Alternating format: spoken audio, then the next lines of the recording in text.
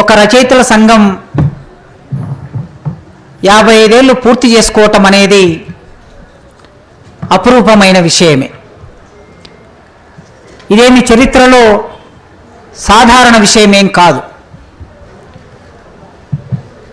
ఈ మాట అన్నప్పుడు మీరు అనుకోవచ్చు, 90 ఏళ్ల కిందటే అభ్యుదయ రచయితల సంఘం ఏర్పడింది, ఇంకా నడుస్తుంది కదా అని. లేదా చాలా సాంస్కృతిక సంస్థలు ఏర్పడి ఉన్నాయి, ఇంకా నడుస్తున్నాయి కదా అని. నా అవగాహన మేరకి బహుశా ప్రపంచంలో విప్లవము అనే పేరు పెట్టుకొని రచయితల సంఘం కొనసాగటం అనేది తెలుగు నేల మీద నడుస్తున్న ఈ సంఘమే అనుకుంటాను. రచయితల సంఘాలు చాలా ఉన్నాయి, కానీ ఆ రచయితల సంఘం తన పేరులోనే తన ప్రాపంచిక దృక్పథాన్ని వ్యక్తం చేసుకున్నది, ప్రకటించుకున్నది. కేవలం ప్రకటనకు మాత్రమే పరిమితం కాకుండా ఈ 55 సంవత్సరాలు సాహిత్యం, సంస్కృతి, సిద్ధాంతం, రాజకీయాలు వీటన్నిటి కలబోతగా సాహిత్యాన్ని సృష్టిస్తున్నది. 50 ఏళ్ల కాలంలో విప్లవ రచయితల సంఘం చాలా సమస్యలను ఎదుర్కొన్నది, నిర్బంధాలను ఎదుర్కొన్నది. ఒక రకంగా ఇంకేమీ లేదు అనుకున్నప్పుడు కూడా ఈ సమాజానికి, పోరాడే ప్రజలకి, ప్రగతిదాయక ఆలోచన చేస్తున్న మధ్యతరగతి ప్రజలకి, రచయితలకి ఒక నమ్మకాన్ని కలిగించింది. ఇంకేమీ లేదనుకున్నప్పుడల్లా సమాజం ఉంది కదా, ప్రజలున్నారు కదా, రాపిడి పడుతున్న ప్రజా జీవితం ఉన్నది కదా, ఈ రాపిడి పడుతున్న ప్రజా జీవితం ఉన్నంత కాలం తప్పనిసరిగా ఏదో ఒకటి ఏదో రూపంలో వ్యక్తమవుతూనే ఉంటుంది. అది సమాజ ధర్మం, అది ప్రకృతి సూత్రం అని చెప్పింది విప్లవ రచయితల సంఘం. విప్లవ రచయితల సంఘం 55 సంవత్సరాల కాలంలో కవిత్వంలో కొత్త ప్రయోగాలు చేసింది, పాటలో కొత్త ప్రయోగాలు చేసింది, నాటక రచనలో కొత్త ప్రయోగాలు చేసింది, కథా రచనలో కొత్త ప్రయోగాలు చేసింది, నవలా రచనలో కొత్త ప్రయోగాలు చేసింది. సాహిత్య ప్రక్రియలు విప్లవ రచయితల సంఘం ప్రవేశించని లేదా చేపట్టని సాహిత్య ప్రక్రియ తెలుగు సాహిత్యంలో ఏది లేదు. ఈ అన్ని సాహిత్య ప్రక్రియలోకి ప్రవేశించి తనదైన ముద్ర, తనదైన ప్రాపంచిక దృక్పథాన్ని ఆ సాహిత్య ప్రక్రియలకి అలవాటు చేసి, ఇట్లా అలవాటు చేయటం అంటే కేవలం విప్లవ రచయితల సంఘంలో ఉండే ఒక 60 మందో 70 మందో 50 మందో 100 మందో సభ్యులు మాత్రమే కాదు, ఈ సభ్యులు పొందుతున్న సామాజిక జ్ఞానం, ప్రజలు ఆచరిస్తున్న పోరాట జ్ఞానం, ప్రజలు వ్యక్తమవుతున్న సాంస్కృతిక జ్ఞానం, ప్రజలు వ్యక్తం చేస్తున్న వాళ్ళ జీవితాల్లో భాగంగా వ్యక్తం చేస్తున్న కళారూపాల నుంచి వచ్చిన జ్ఞానం, ప్రజల నుంచి వచ్చిన జ్ఞానాన్ని తీసుకొని తిరిగి మళ్ళీ ప్రజలకు చెప్పే క్రమంలో వివిధ సాహిత్య ప్రక్రియలోకి ప్రవేశించి తనదైన ఒక లక్ష్యాన్ని, ఆశయాన్ని ఆ ప్రక్రియ ద్వారా ప్రజల ముందు సంభాషించడానికి, సంవాదం నడపడానికి పూనుకున్నది. కనుకనే ఇవాల్టి సందర్భంలో భావజాల రంగంలో, భావజాలం సాంస్కృతిక రంగం, ఈ భావజాలం సాంస్కృతిక రంగం అనేది విప్లవ రచయితల సంఘానికి ఉన్న ఒక లక్ష్యం. విప్లవ రచయితల సంఘం ప్రణాళికలో చాలా స్పష్టంగా రాసుకున్నది. మార్క్సిజం, లెనినిజం, మావోయిజం ఈ సిద్ధాంతాలని విప్లవ రచయితల సంఘం తన పరిధిలో తాను పనిచేసే క్షేత్రం ఏమిటి అంటే కళలు, సాహిత్య రంగంలో పనిచేస్తుంది. రాజకీయ సిద్ధాంతాన్ని, ఆర్థిక సిద్ధాంతాన్ని, సామాజిక సిద్ధాంతాన్ని కళలో సాహిత్యానికి అనువర్తింపజేసి కేవలం కళలో సాహిత్యం దగ్గరే ఆగిపోకుండా కళలో సాహిత్యం అనేవి కేవలం వాటి చుట్టూ మాత్రమే కాకుండా ఇవి నిర్మాణం కావడానికి, ఇవి విస్తృతం కావడానికి ఒక రాజకీయ సిద్ధాంతం ఉంటుంది, ఒక సామాజిక సిద్ధాంతం ఉంటుంది, ఒక ఆర్థిక సిద్ధాంతం ఉంటుందని ఈ రెండింటి మధ్య ఉన్న అగాధాన్ని పూడ్చి ఈ రెండింటిని ఒకటిగా మార్చే ఒక సంప్రదాయాన్ని, ఒక ఆలోచనని విప్లవ రచయితల సంఘం 55 ఏళ్లుగా కొనసాగిస్తున్నది. మీకు తెలుసు, విప్లవ రచయితల సంఘం తెలుగు సాహిత్యాన్ని శిఖరాగ్ర స్థాయికి తీసుకెళ్లిన శ్రీశ్రీ అధ్యక్షుడుగా ఏర్పాటైంది. తెలుగు కథా సాహిత్యం, నవలా సాహిత్యాన్ని అద్భుతంగా ఆవిష్కరించిన కుటుంబరావు గారు నాయకుడిగా విప్లవ రచయితల సంఘం కొనసాగింది. అభ్యుదయ రచయితల సంఘం నుంచి మొదలు పెడితే విప్లవ రచయితల సంఘం వరకు తన ఆలోచన విధానాన్ని అక్షర రూపమిచ్చి సమాజం మారడానికి కృషి చేసిన కేవి రమణారెడ్డి నాయకత్వంలో విప్లవ రచయితల సంఘం పనిచేసింది. సమాజంలో ప్రగతిదాయక భావాలకి భిన్నంగా ప్రగతి నిరోధక భావాలు సాహిత్యంలోకి ప్రతి సందర్భంలో ప్రవేశిస్తూ ఉంటాయి. ప్రతి 5 ఏళ్లకో, ప్రతి 10 ఏళ్లకో, ప్రతి 20 ఏళ్లకో సందర్భాన్ని బట్టి, సమాజ స్థితిని బట్టి, సమాజం వ్యక్తమయ్యే పద్ధతిని బట్టి ప్రగతి నిరోధక భావజాలాలు ప్రవేశిస్తూనే ఉంటాయి. అలాంటి ప్రగతి నిరోధక భావజాలాలు ప్రవేశించినప్పుడు 1970, 75, 80ల కాలంలో ఆ ప్రగతి నిరోధక భావజాలాలు సాహిత్యంలోకి వచ్చినప్పుడు, నవల, కథ, కవిత్వంలో వచ్చినప్పుడు వాటిని దునుమాడిన అద్భుతమైన సాహిత్య విమర్శ రాసిన త్రిపురనేని మధుసూదన్ రావు పనిచేసిన సంఘం విప్లవ రచయితల సంఘం. కనుక ఏ ప్రక్రియను చేపడతారు? విప్లవ రచయితల సంఘం సభ్యుడు కాకపోవచ్చు గద్దర్, విప్లవ రచయితల సంఘం సభ్యుడు కాకపోవచ్చు చాలామంది, గూడ అంజయ్య, అమరులైనటువంటి వాళ్ళందరూ కూడా. వాళ్ళు సాంకేతికంగా విప్లవ రచయితల సంఘం సభ్యులు కాదు, కానీ విప్లవ రచయితల సంఘం ఏమి కోరుకుంటుందో అలాంటి సాహిత్యాన్ని సృష్టించిన వాళ్ళు ఏ ప్రక్రియలో పనిచేశారో ఆ ప్రక్రియని ఉన్నత స్థాయికి తీసుకెళ్ళి తాము చెప్పదలుచుకున్న రాజకీయాలని ఏ పద్ధతిలో చెప్పాలనుకుంటే ఆ పద్ధతిలో వ్యక్తమైన వాళ్ళు. ఇంత చరిత్ర కలిగిన ఈ సంఘం ఖచ్చితంగా ఒక భవిష్యత్తును కలగంటుంది. ఈ దేశం అట్టడుగున ఉండే ప్రజలు సంతోషంగా జీవించాలని, ప్రజలందరూ సమానంగా జీవించాలని, ఈ 5 వేళ్ళు నోట్లోకి పోవాలని విప్లవ రచయితల సంఘం కలగంటుంది. ఆ కళ నిజమవుతుంది. ఖచ్చితంగా ఎప్పుడో ఒకసారి ఆ కళ నిజమవుతుందనే విశ్వాసం విప్లవ రచయితల సంఘానికి ఉన్నది, నమ్మకం ఉన్నది. అందుకే 55 సంవత్సరాల కాలంలో ఎన్ని నిర్బంధాలున్నా ఈ సంస్థ కొనసాగుతుంది, ఇంకా కొనసాగుతుంది. అయితే ఈ సందర్భంలో ఇవాళ సాహిత్యంలోకి ప్రవేశిస్తున్న, కళారంగంలోకి ప్రవేశిస్తున్న, రాజకీయాల్లోకి ప్రవేశిస్తున్న ప్రగతి నిరోధక భావజాలంతో తలపడవలసిన బాధ్యత విప్లవ రచయితల సంఘం మీద ఉన్నది. విప్లవ రచయితల సంఘం మీద ఉన్నదంటే ఈ సమాజంలో ఆలోచించే ప్రతి ఒక్కరి మీద ఉంది అని అర్థం. ఈ ఆలోచించే ప్రతి ఒక్కరితో సంభాషణ నడపడానికి విప్లవ రచయితల సంఘం ఇదో ఈ రూపంలో మీ ముందుకొచ్చింది. భావజాల రంగంలో, సాంస్కృతిక రంగంలో కృషి చేస్తూనే, కళలు సాహిత్య రంగంలో కృషి చేస్తూనే ఈ కళలు సాహిత్య రంగంలో వర్గ పోరాటం నడవవలసిన అవసరం ఉన్నదని విప్లవ రచయితల సంఘం తన ప్రణాళికలో రాసుకున్నది. ఆ ప్రణాళికలో భాగంగా ఆచరణలో ఉన్నది. అందుకే చరిత్రలో భాగమైన కళలు, చరిత్రలో భాగమైన సాహిత్యం, ఈ కళలు సాహిత్యం పరిపక్వం కావడానికి, ముందుకు రావడానికి, కొత్త రూపం తీసుకోవడానికి వాటి కవిగా ఎన్నడూ కూడా కొత్త రూపం తీసుకోలేదు. వర్గ పోరాటం నడుస్తేనే కొత్త రూపం తీసుకున్నాయి. వర్గ పోరాటం అంటే మార్క్స్ చెప్పినట్లు, లెనిన్ చెప్పినట్లు, మావో చెప్పినట్లు అనే అర్థంలో నేను ఈ ప్రారంభంలో మాట్లాడలేదు, చివరికి అక్కడ కూడా వస్తాను. నేను ప్రారంభంలో వర్గ పోరాటం అంటే ఏ అర్థంలో వాడుతున్నానంటే, సమాజంలో నా ముందు సభాధ్యక్షుడు ప్రస్తావించినట్టు ఒక్కొక్క సందర్భంలో, ఒక్కొక్క రూపంలో అసమ్మతి వ్యక్తం అవుతూ ఉంటుంది. పాలక వర్గానికి వ్యతిరేకమైన అసమ్మతి వ్యక్తం అవుతూ ఉంటుంది.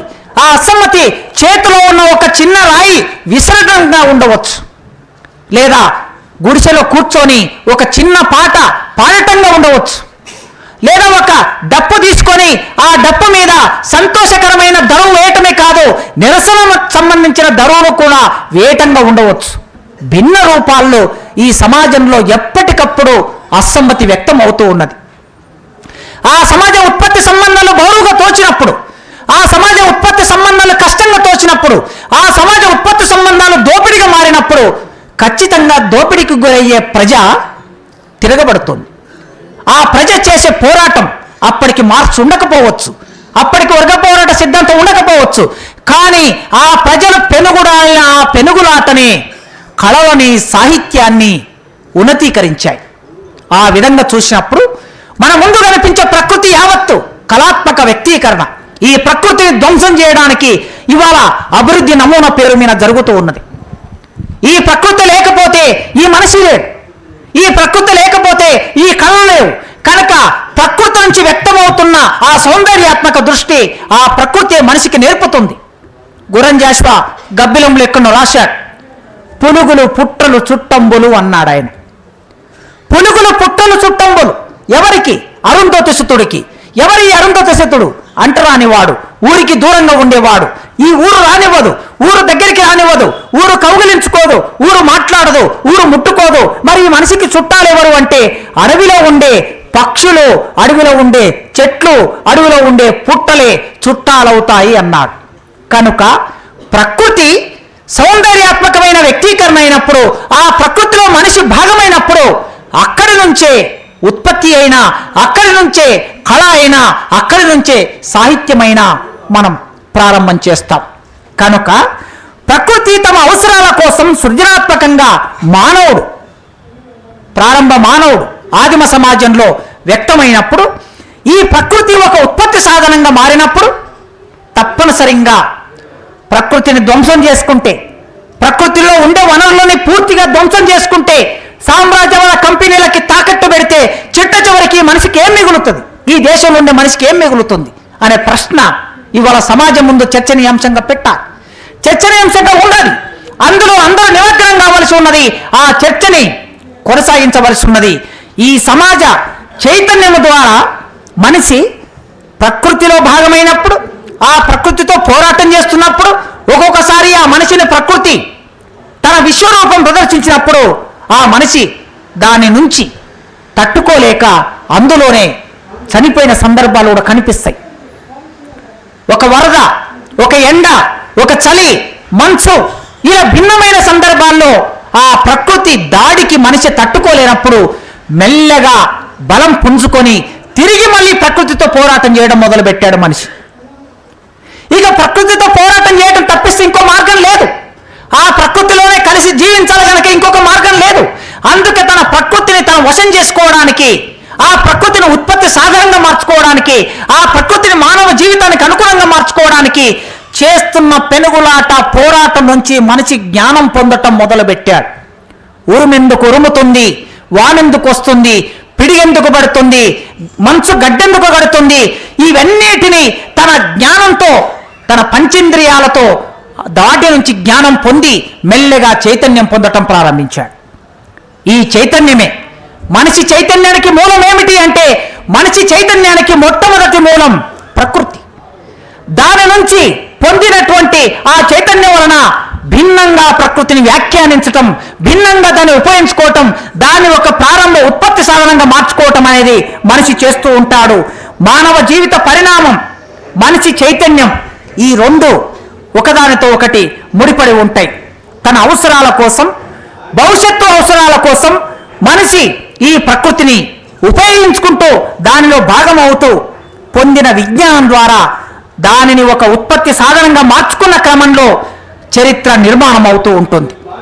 చరిత్ర నిర్మాణం అనేది వ్యక్తుల ఇష్టాయిష్టాలతో నిర్మాణం కాదు. ప్రకృతిలో జరిగిన పోరాటాల్లో భాగంగా, ఆ ప్రకృతి ముందుకు వెళ్ళిన దాంట్లో భాగంగా సామాజిక చరిత్ర నిర్మాణం అవుతుంది, దేశ చరిత్ర నిర్మాణం అవుతుంది. ఒకసారి నిర్మాణమైన చరిత్ర మన ఇష్టం ఉన్నా ఇష్టం లేకపోయినా అది రికార్డ్ అయి ఉన్నది. ఇవాళ కొత్త చరిత్ర కావాలనుకున్నప్పుడు తిరిగి ఆ కొత్త చరిత్రను కూడా మనుషులే నిర్మాణం చేసుకుంటారు తప్ప దేశ ప్రధానమంత్రులు, పార్లమెంటో, ముఖ్యమంత్రి, రాజకీయ నాయకులు నిర్మాణం చేసుకుంటే నిర్మాణం అయ్యేది కాదు చరిత్ర. చరిత్ర ఆనాడు నిర్మాణమై ఉన్నది, అది ప్రజల చరిత్ర అనుకుంటే. పాలకవర్గాల చరిత్ర కావాలనుకున్నప్పుడల్లా పాలకవర్గాలు తమకు అనుకూలంగా చరిత్రను రాయించుకోవచ్చు, కానీ ప్రజల చరిత్రను కాదనే, కొద్ది కాలం కాదనవచ్చు, కొద్ది కాలంలో పాఠంలో ఉండకపోవచ్చు, కొద్ది కాలంలో బయటకు వ్యక్తం కాకపోవచ్చు, అంత మాత్రాన చరిత్ర మరుగున పడిపోయే పరిస్థితి ఉండదు. ఆ చరిత్ర ఎట్లా నిర్మాణం అవుతుందంటే ప్రజలతో, ప్రజలు చేసిన పోరాటంతో చరిత్ర నిర్మాణం అవుతుంది. మనుషులు తమ ఇంద్రియ జ్ఞానం ద్వారా పొందినటువంటి ఈ జ్ఞానం చివరికి ఎలా వ్యక్తం చేస్తారు? సౌందర్యవంతంగా వ్యక్తం చేస్తారు. తాము పొందిన జ్ఞానాన్ని తిరిగి, విప్లవ రచయితలు ప్రజల నుంచి పొందిన జ్ఞానాన్ని తిరిగి మళ్ళీ ప్రజలకు ఎలా చెబుతారో, ఆనాటి కాలంలో మనిషి ప్రకృతి నుంచి పొందిన జ్ఞానాన్ని, ఇంద్రియాల ద్వారా పొందిన జ్ఞానాన్ని తిరిగి మళ్ళీ సౌందర్యాత్మకంగా వ్యక్తం చేయటం. సూర్యుడు, చంద్రుడు, మేఘాలు, పువ్వు, కాయ, పండు, చెట్టు, వృక్షం, పచ్చదనం, ఇది మొత్తం మనిషి తాను పొందిన జ్ఞానం తిరిగి సౌందర్యాత్మకంగా వ్యక్తం చేయటం అనేది చూస్తారు. శిశిరం, వసంతకాలం, శిశిరం, ఈ రెండింటి మధ్య ఉండే ఒక గతితార్కిక సంబంధం ఉంటుంది. ఇప్పుడు ఈ శిశిర కాలంలో ఏమి పూస్తాయి? మోదుగ పువ్వులు పూస్తాయి. వసంతకాల ప్రారంభంలో మోదుగ పువ్వులు వచ్చినప్పుడు ప్రకృతి మొత్తం రాలిపోయి ఉంటుంది. ఆకురాలు కాలం అంటాం.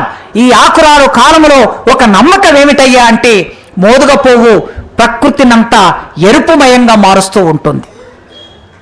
ఈ ప్రకృతినంతా ఎరుపుమయంగా మార్చే ఒక మామూలు విషయమే కావచ్చు.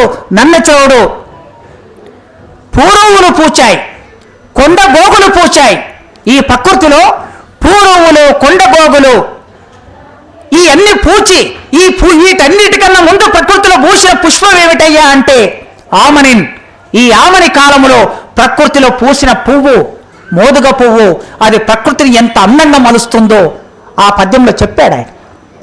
కేవలం నన్నెచోడు మాత్రమే కాదు, ఎవరైనా సరే ఆ ప్రకృతిని దర్శించిన తర్వాత తిరిగి మళ్ళీ చెప్పడం అనేది ఇది ఒక కళగా మానవ జీవితంలో భాగమవుతుంది, మానవ జీవితంలో నిర్మాణం అవుతుంది. హృదయానుభూతి, మేధో విశ్లేషణ ఈ రెండు వేరువేరు విషయాలు కాదు. హృదయానుభూతి, మేధో విశ్లేషణ అనేది కూడా ఈ రెండింటి మధ్య ఉండే గతితార్కిక సంబంధం. నారాయణ రెడ్డి గారు ఒక సందర్భం అన్నా, కవిత్వం అంటే ఏమిటయ్యా అంటే చాలా సింపుల్గా అయినా హృదయగత వ్యాపారము అన్నారు. కవిత్వం అంటే ఏమిటంటే హృదయగత వ్యాపారము అన్నాడు. మరి మెదడుకి ఇక్కడ ఏమి సంబంధం లేదా అనే ప్రశ్న వస్తుంది సహజంగా. హృదయగత వ్యాపారం మాత్రమే కాదు, అది మెదడుతో సంలీనం చెందుతుంది. ఆ మెదడుతో సంలీనం చెందటం మూలంగా దానికొక సామాజిక ప్రయోజనం కూడా ఉంటుంది. అందుకే హృదయం, మెదడు ఈ రెండింటి కలయిక ప్రకృతి ద్వారానే మనిషి పొందుతాడు. ఈ పొందే క్రమంలో సౌందర్య సూత్రాలు కూడా జీవితంలో నుంచే వస్తాయి. కళా సాంస్కృతిక రూపాలు కూడా జీవితంలో నుంచే వస్తాయి. ఒక మనిషికి కలిగిన భావన ఒక కళారూపంగా వ్యక్తమవుతుంది. ఒక దూడను చూసినప్పుడు, లేగ దూడ తల్లి పాలన తాగి ఆ గరిక మైదానాల్లో సయ్యాటలాడుతున్న లేగ దూడను చూసినప్పుడు దూడమ్మ నాయి దూడ, నా బొల్లి కోడె దూడ అని దూడ మీద పాడుకుంటారు. ఒక కోడి పుందును చూసినప్పుడు, ఒక కోడి పెట్టను చూసినప్పుడు బాగానే ఉన్నదో ఈ కోడి పిల్ల, బాలే బిరువీన ఉన్నదో ఈ కోడి పిల్ల, తుంటకట్టె తీసుకొని పెట్ట దొరుముతుంటే భూమి భూలోకమంతా నాదేనంటదోయ్, బాగానే ఉన్నదో ఈ కోడి పిల్ల, బాలే బిరువీన ఉన్నదో ఈ కోడి పిల్ల. కోడి పిల్ల విన వాడుకుంటారు, అమ్మాయి విన వాడుకుంటారు. ప్రకృతి ఇచ్చిన ఇంద్రియ జ్ఞానం నుంచి పొందినటువంటి దాన్ని తిరిగి మళ్ళీ చెప్పడం అనేది అది సౌందర్యాత్మకంగా చెప్పటము, అదొక కళగా మారటము, అదొక సౌందర్యంగా మారటం అనేది మనిషి పొందాడు. ఈ పొందిన తర్వాత మెల్లగా సమాజంలో ఒక్కొక్క మార్పు వస్తున్నప్పుడల్లా చరిత్ర మనకి ఒక్కొక్కసారి యథాతథాన్ని మళ్ళీ ముందుకు తీసుకొస్తుంది, ఒక్కొక్కసారి పునరుజ్జీవనాన్ని ముందుకు తీసుకొస్తుంది, ఒక్కొక్కసారి కొత్త చరిత్ర ముందుకు తీసుకొస్తుంది. చరిత్రలో జరిగే ప్రతి మార్పులో ఇవన్నీ భాగమవుతాయి గనక వీటికి అనుగుణంగా కళలు, సాహిత్యం వ్యక్తం కావటం మనం చూస్తాం. ఒక సందర్భంలో చలం గారు మనకు చాలా అద్భుతంగా సమాజాన్ని వ్యాఖ్యానించి ఆనాటి స్త్రీ జీవితానికి అక్షరరూపం ఇచ్చి స్త్రీ జీవితంలో రావలసిన మార్పు గురించి కథలు రాసి, నవలలు రాసి ఒక భావ విప్లవాన్ని తీసుకొచ్చిన చలం చివరికి రమణ మహర్షి ఆశ్రమం వరకు ప్రయాణం చేశాడు. అంటే ఒక మనిషిలో రెండు రకాల భావాలు ఎలా ఉంటాయి అంటే అభ్యుదయకరంగా ప్రారంభమైన వాళ్ళు, విప్లవకరంగా ప్రారంభమైనప్పుడు, లేదా ప్రగతిదాయకంగా ప్రారంభమైనప్పుడు, లేదా ప్రజాస్వామికంగా ప్రారంభమైనప్పుడు, చివరికి పునరుద్ధవాదం అనేది ముందుకొచ్చినప్పుడు అది మనిషిని ఒక కొసకు తీసుకెళ్తుంది. ఇది మనం చలంలో చూస్తాం. అదేవిధంగా త్రిపురనేని గోపిచంద్ గారు ఒక హేతువాద రచయితగా ప్రారంభమయ్యాడు, భౌతికవాద రచయితగా ప్రారంభమయ్యాడు. అలా హేతువాద రచయితగా ప్రారంభమైనటువంటి వాడు అరవిందుని అతీత శక్తి దగ్గర చివరికి వెళ్ళి అక్కడ ఆగాడు. అదేవిధంగా విశ్వనాథ సత్యనారాయణ ప్రారంభ కవిత్వం చూస్తే నవ్య కవిత్వం, ఆనాడు వచ్చిన నవ్య కవిత్వానికి బాటలు వేస్తున్న దారిలో నడిచినట్లు విశ్వనాథ సత్యనారాయణ కనిపిస్తాడు. కానీ చివరికి విశ్వనాథ సత్యనారాయణ ఎక్కడికి వెళ్ళాడంటే తన భావజాలం పునరుద్ధరణ వాదంలోకి వెళ్ళాడు. అంటే తినే తిండి రోజు తినే తిండి తింటున్నట్లుగా, రోజు చేస్తున్న సంసారం చేస్తున్నట్లుగా రోజు నేను నా రాముడి గురించి రాస్తాను, మాట్లాడుతాను అన్న వరకు వెళ్ళాడు. రామాయణాలు చాలా వచ్చాయి కదా, ఎందుకయ్యా ఇప్పుడు ప్రత్యేకంగా మీ రామాయణం అని అంటే, మరి రోజు మనం తింటున్న తిండి ఎందుకు తింటున్నాం? ఆ విధంగా ఎన్ని రామాయణాలు వచ్చినా నా రాముని నేను కొత్తగా దర్శిస్తాను అని ఆయన వ్యక్తమయ్యాడు. నవ్యకవిగా ప్రారంభమైన వాడు అక్కడ వెళ్ళి చేరాడు. ఒక భావ విప్లవంతో ప్రారంభమైన చలం అక్కడ వెళ్ళి చేరాడు. హేతువాదిగా ప్రారంభమైన త్రిపురనేని అక్కడ వెళ్ళి చేరాడు. అందుకే ఒక్కొక్కసారి ఒక్కొక్క సందర్భంలో ఒక వ్యక్తి ఒకలాగా ప్రారంభమైనప్పుడు మరోలాగా తను పరిపూర్తి కావటం అనేది చరిత్రలో చూస్తూ ఉంటాం. అది ఆ సమాజంలో ఆ సందర్భంలో వచ్చినటువంటి భావజాలంగా, ఆలోచనగా మనం అర్థం చేసుకోవాలి. ఆదిమ సమాజంలో ఆర్యులు భారతదేశంలోకి వచ్చిన తొలి రోజుల్లో కళలు, సాహిత్యం ఎట్లా వ్యక్తమయ్యాయని మనం చూస్తే ఒక రకంగా వారు వైదిక సాహిత్యం అంటాం. మొట్టమొదటి వైదిక సాహిత్యంలో ఋగ్వేదాన్ని మనం ప్రామాణికంగా చెప్తున్నాం. ఈ ఋగ్వేదంలో వాళ్ళు ఎట్లా వ్యక్తమయ్యారో చూస్తే, వరుణ నీ అనుగ్రహం కోసం నీ హృదయాన్ని మంత్రాలతో బంధిస్తాము అని ప్రారంభమయ్యారు. వర్షం కావాలి, మనిషి జీవించాలంటే వర్షం కావాలి, నీళ్లు కావాలి. నీళ్లు కావాలనుకున్నప్పుడు ఆ వర్షపు దేవుణ్ణి ఈ మానవుడు అంటే ఈ కాలపు మానవుడు ఎలాంటి కళాత్మకంగా వ్యక్తమవుతున్నా చూడండి. వరుణ నీ అనుగ్రహం కోసం నీ హృదయాన్ని మంత్రాలతో బంధిస్తాము. రథానికి సారథి అశ్వాన్ని బంధించినట్లుగా, రథానికి సారథి అశ్వాన్ని బంధించినట్టుగా ఇప్పుడు నిన్ను నేను చూశాను. అందరూ చూడదగ్గ నీ రథాన్ని ఆకాశంపై చూశాను. నా గీతాలను నీవు స్వీకరించావు. న్యాయ స్వరూపమైన వరుణు ప్రజల మధ్య కూర్చుంటాడు. ఆ సర్వజ్ఞుడు అందరినీ పాలించుటకై అలా కూర్చుంటాడు. వరుణ నన్ను ఊర్ధ్వ, మధ్య, అదో బంధనాల నుండి విముక్తిని కావించు, నేను వర్ధిల్లుతాను అని ఆ మొదటి మానవుడు ఇలా వ్యక్తమయ్యాడు. ఆ ఋగ్వేదంలో ఇలా వ్యక్తమయ్యాడు. ఇవాళ మనం వర్షం గురించి ఇలా రాస్తామా? రాస్తాం కావచ్చు. మనమంటే విప్లవ రచయితలు రాస్తామని కాదు. ఇవాళ వర్షం గురించి ఇలా రాస్తానే వర్షం వస్తుంది అని చెప్పే ఒక పునరుద్ధరణవాదం మొదలవుతూ ఉన్నది.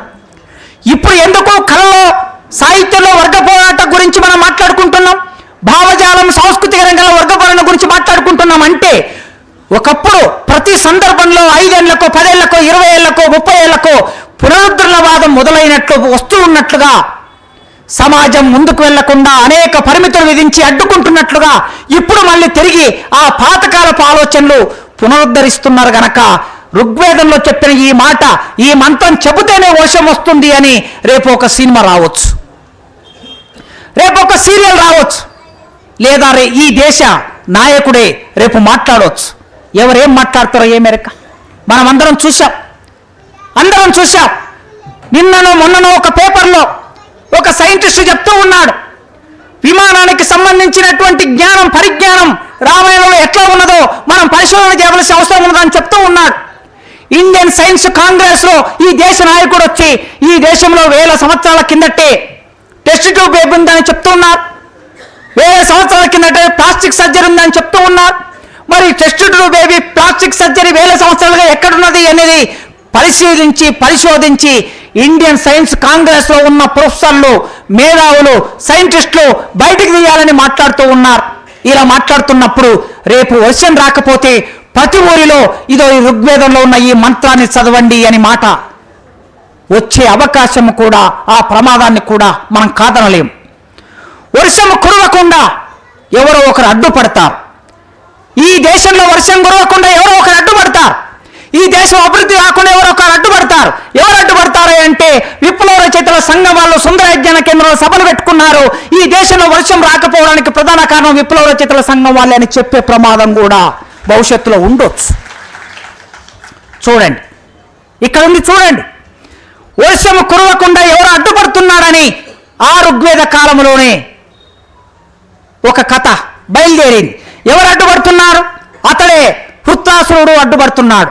ఈ వృత్తాసురుడు అనేవాడు రాక్షసుడు అడ్డుపడుతున్నాడు. అప్పుడు పిడుగును ఆయుధంగా ధరించినటువంటి ఇంద్రుడు అతన్ని సంహరిస్తే అప్పుడు వర్షం వస్తుంది. సంవరించాడు. వర్షం వచ్చింది. ఆనాడు అది అడ్డంకిగా ఉన్నది. రాక్షసులు అందరూ ఎవరు అనే చరిత్ర ఇప్పుడు మనందరికీ తెలుసు. ఈ రాక్షసులు గులాంగిరి పుస్తకంలో మహాత్మా జ్యోతిరావు పూలే అయినా, అంబేద్కర్ అయినా వివిధ సందర్భాల్లో రాసింది. రాక్షసులుగా ముద్ర వేయబడినటువంటి వాళ్ళందరూ ఈ దేశంలో మూలవాసులు. ఇంకొక 20 ఏళ్లకో 30 ఏళ్లకో 50 ఏళ్లకో ఈ దేశంలో పోరాడుతున్న ఆదివాసులు, మూలవాసులు ఏ విధంగా చిత్రించబడతారో మాకు తెలియదు. కళా సాహిత్య రంగంలో ఎట్లా వ్యక్తమవుతారో మనకు తెలియదు. ఎందుకంటే పాలక వర్గాల చేతిలో కళలు, సాహిత్యం ఉన్నప్పుడు, ఆ పాలక వర్గాల చేతిలో ఉన్న కళారంగం ఎక్కువ ప్రభావితంగా ఉన్నప్పుడు, ప్రభావం వేసే అవకాశం ఉన్నప్పుడు ఏ విధంగా చిత్రిస్తే ఆ విధంగానే బయటికి ఆ చిత్రీకరణ వస్తుంది. గనక ఇంద్రుడు అతని చంపేసిన తర్వాత సరే నేల కూలాడు, వర్షం వచ్చింది. వర్షం వచ్చిన తర్వాత ప్రకృతి పచ్చగయింది. ఈ పచ్చగైనటువంటి ప్రకృతిని మేమందరం ఆస్వాదిస్తున్నాము అని ఆ సాహిత్యంలో రాసుకున్నారు. ఇక ఉషస్సును గురించి, ఆకాశపు అంచుల వలె ఆమె ప్రకాశిస్తున్నది. అడవి చీకటి ముసుగును తొలగించింది. తెల్ల గుర్రాల రథంపై ప్రపంచాన్ని నిద్ర మేల్కొలుపుతూ ఉషస్సు అరుదించింది. ఎన్ని ఉషస్సులు వచ్చాయి, భవిష్యత్తులో ఎన్ని రానున్నాయి. ఉషస్సు ఇలాగే వస్తుంది, ఎల్లప్పుడూ వస్తుంది. వరుణమిత్ర, అదితి, సింధు, భూస్వర్గ దేవతలను కొలిచే వారికి ఉషస్సు ఐశ్వర్యాన్ని తెస్తుంది. సూర్యుడి గురించి, వర్షం గురించి, ప్రకృతి గురించి ఋగ్వేద కాలంలో మనిషి ఎలా ఆలోచించాడు, ఏం మాట్లాడాడు, ఎలాంటి సాహిత్యం రాశారో మనం దీన్ని బట్టి ఆలోచిస్తాం. అయితే ఈ ఋగ్వేద కవి జీవితాన్ని ప్రతిబింబించిన తీరును, ప్రకృతితో వాళ్ళు చేసినటువంటి పోరాటం, అది పోరాటమా, ఆలోచననా, ప్రాథమిక స్థాయి ఆలోచననా, ఈ ప్రకృతి అర్థం కానప్పుడు ఒక రకంగా వారు ఆ మేరకే సాహిత్య రూపంలో అలా వ్యక్తమయ్యారు. దేవతల్ని స్తుతించిన విధానం మనం ఇప్పుడు చూశాం. అయితే భారతీయ కళా సాహిత్య రూపాయలైనటువంటి ఈ ఋగ్వేద కవిత్వం ఆనాటి సమాజాన్ని ఆవిష్కరించింది. ఏనాటి కవిత్వమైనా, ఏనాటి కళారూపమైనా ఆ సమాజాన్ని ఆవిష్కరించకుండా ఉండలేదు. ఏదో రూపంలో ఆవిష్కరిస్తుంది. అయితే ప్రగతిదాయకంగా ఆవిష్కరిస్తుంది, లేకపోతే ప్రగతి నిరోధకంగా ఆవిష్కరిస్తుంది. కానీ సమాజాన్ని మాత్రం ఆవిష్కరిస్తుంది. సో ఆనాటి ప్రజల ఆలోచన విధానాన్ని ఇట్లా ఆవిష్కరించి ప్రాచీన గణతంత్ర జీవితం ఏ విధంగా ఉండేదో